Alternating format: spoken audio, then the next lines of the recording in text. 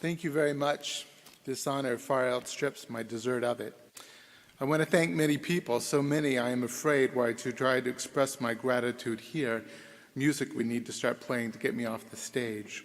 So I'll address those debts privately. Over the last few years, these convocation speeches have incorporated autobiographical elements, and I'd like to begin with a story in that vein. My mother, Maria Guadalupe Terosa de la Fuente Rosa Escarza, came to the United States when she was 11 years old. The heaviest thing she carried was her name. She had been orphaned since the age of 6, and after her grandmother died, her brother Lázaro, only a few years older, brought her across the border to McAllen, Texas. Lázaro, who worked painting cars, enrolled her in school where she eventually found a friend in her 7th grade English teacher, Mrs. Roberts. When my mother was in 9th grade, Mrs. Roberts moved to Edinburgh, taking my mom with her. That year, my mother was deported, but eventually she was allowed to return to Edinburgh. For the Roberts family, she cooked, cleaned, took care of the kids, did all the domestic chores, all while going to school herself. In payment for this work, the family provided her with room and board. When she was 21, the Women's Missionary Union gave her a scholarship, and she enrolled in nursing school at the Hillcrest Baptist Hospital in Waco. Upon finishing nursing school, she met and married my dad. I was born in San Antonio, and all of the announcements of my birth were in Spanish. I'm a believer in diversity. I believe in it for 2 reasons. First, I believe in the social agenda that informs a commitment to providing in a realistic way access to opportunities that would otherwise be denied or simply kept hidden. Were it not for this agenda, I am sure I would not be here today. I am only 2 or 3 degrees removed from the life of an itinerant farm worker. More generally, I believe in the social agenda because it promotes justice. It is immoral to deny opportunities, either explicitly or tacitly, to classes of people simply because of their membership in those classes. Affirmative action and equal access and equal opportunity programs work against this injustice. The second reason I believe in diversity is that without it, education is impossible. Without diversity, learning cannot take place. Let me try to explain what I mean. Aristotle is oft quoted as saying, "All men by nature desire to know." The American pragmatist Charles Peirce qualifies this, saying, "Doubt is an uneasy and dissatisfied state from which we struggle to free ourselves and pass into the state of belief, while the latter is a calm and satisfactory state which we do not wish to avoid or to change to belief in anything else." One of our goals at UNF is to provide every student opportunities for transformation, for the chance to have life-altering, life-enriching learning experiences. This is a worthy goal, but in one sense, it is a goal not restricted to just one set of learning experiences. All learning, qua learning, is transformative.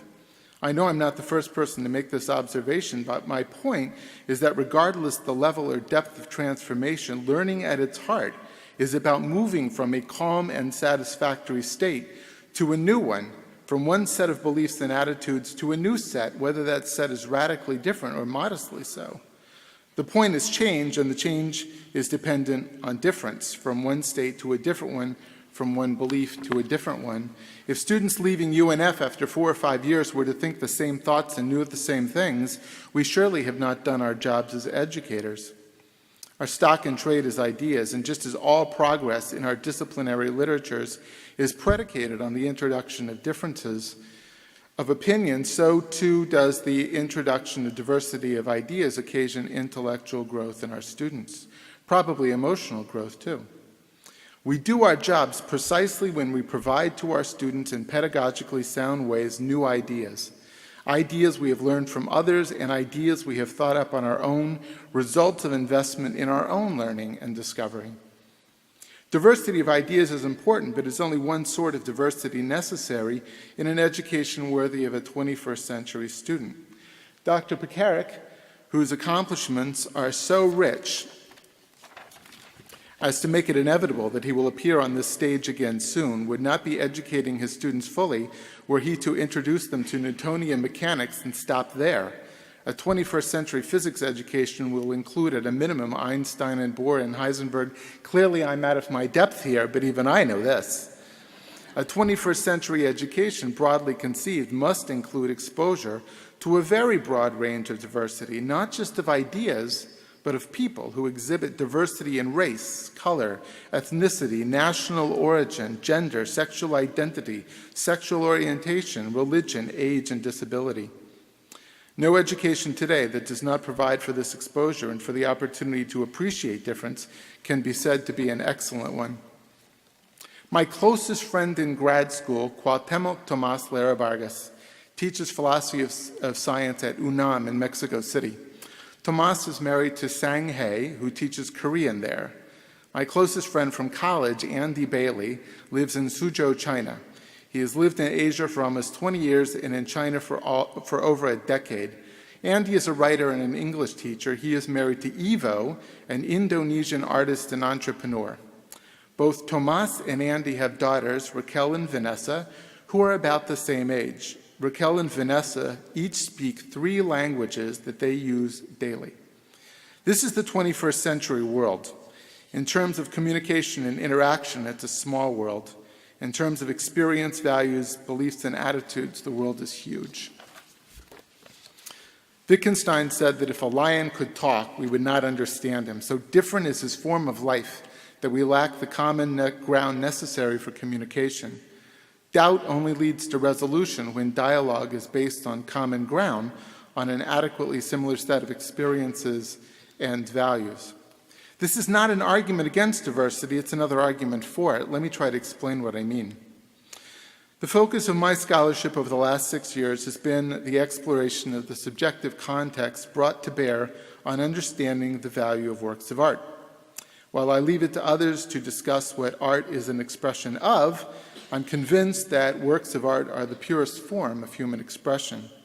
Even when they are thick with purpose and function, as human expressions, intentional human creations, they are the immediate products of particular human psyches, and they are taken up by their audiences in an immediate way, unmediated way.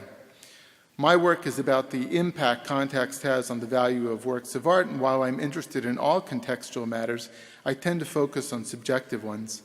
My central thesis has been that most times these contextual issues actually enhance the value of works of art. To know the origin of a work, to identify with a character or a narrative in a work, to gain insight into the social or sexual perspective of the artist, to see a moral story, to be moved to fear or to reverence. Many times consideration of these matters makes all the richer experiences audience members have. It follows then that the richer the context, the richer the potential for quality art experiences, the more deeply the audience member is engaged, the more personally she is connected with the work, cognitively, emotionally, aesthetically, the greater the value. Engagement can be enhanced through the introduction of more avenues of connection, and the introduction of more avenues of connection is a straightforward matter of diversity.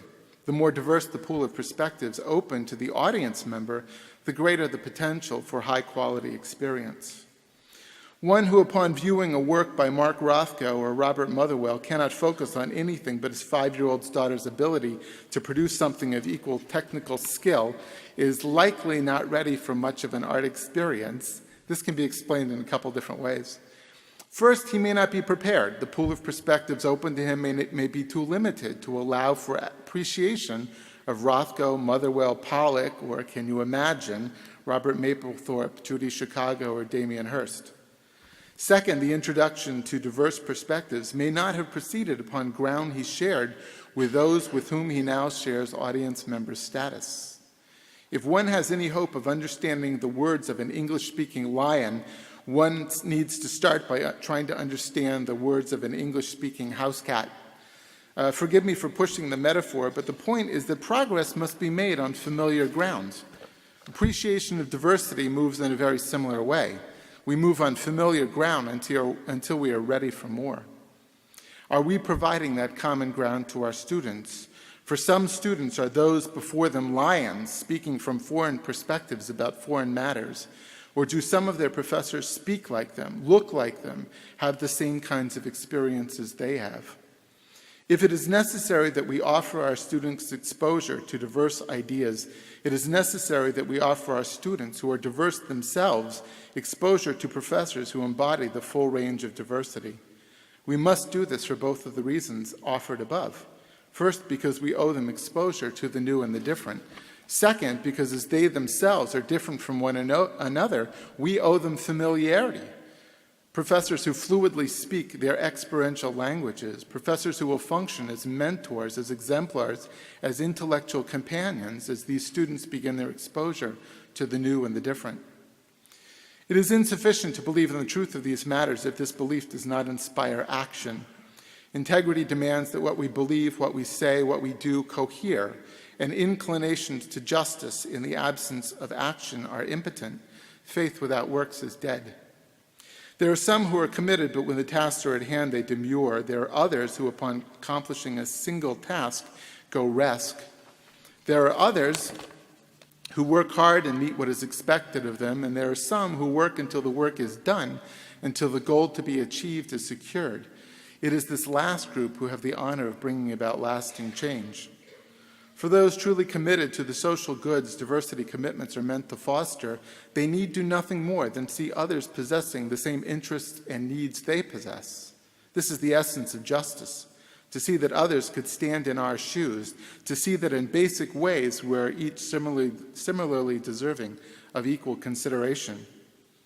What helps in some cases to turn motivation into action is the gain of a still stronger insight.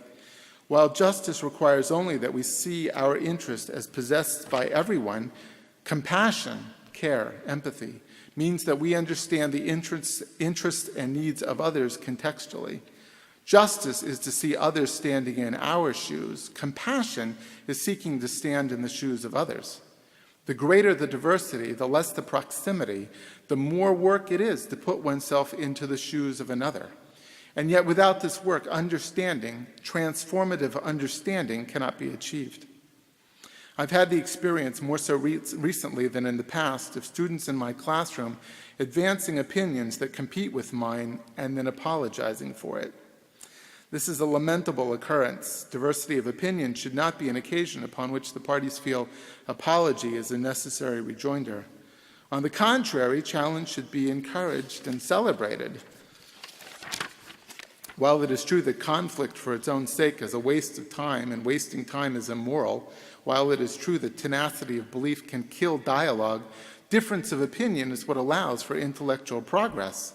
Not to put too fine a point on the matter, but is the only thing that allows for such progress. In a moment, I will stop bloviating, and we will move a step closer to getting a hamburger. If you join the picnic, my hope is that you sit next to someone who thinks that I am full of baloney. Perhaps someone who thinks that I am just spouting off what might be expected of a left-leaning liberal elitist. For the record, most left-leaning liberals are not elitists. Most think they're better than that. I'm very glad you got that joke. I hope I am not an elitist. Elitism breeds entitlement, and entitlement breeds exclusion. But I hope that you sit at a table with lots of different opinions, and I hope that they are shared and debated. In short, I wish you a lunch filled with difference and doubt, the sort rich with the promise of transformation. Thank you very much.